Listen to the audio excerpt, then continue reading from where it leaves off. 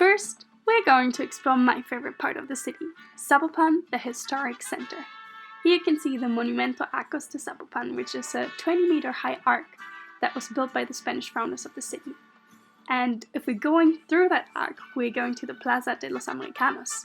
But beforehand, we need to pass through this little life-built rooftop. And I really like this because it's really in contrast to the arc that we saw beforehand. And then if we continue walking, we have another contrast because we see another old building, which is the Basilica of Zapopan, which is the home to the Virgin of Zapopan. Around the Zapopan Square, you can see a lot of poor people selling little things on the street.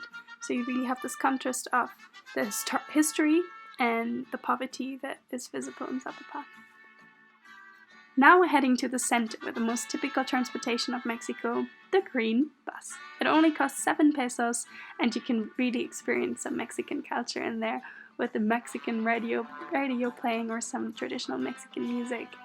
The doors are open nearly all the time, which makes this experience pretty unique for Europeans.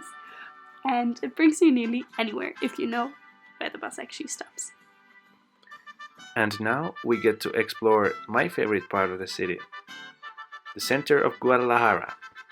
Parque Expiatorio has a nice fountain with a big agave plant on top of it, which just happens to be my favorite plant in Mexico. On the square is also located a really beautiful church, Templo Expiatorio, which is a Gothic church dedicated to the Blessed Sacrament, and it's made in Neo-Gothic style.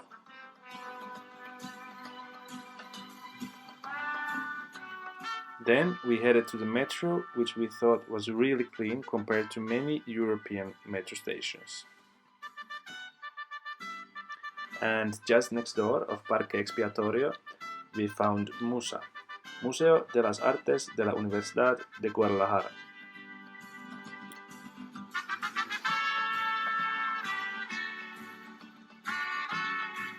There were a lot of pictures of men who all seemed really important, but we were especially excited to see the big room with amazing ceiling paintings. We found the paintings beautiful, but also kind of dark.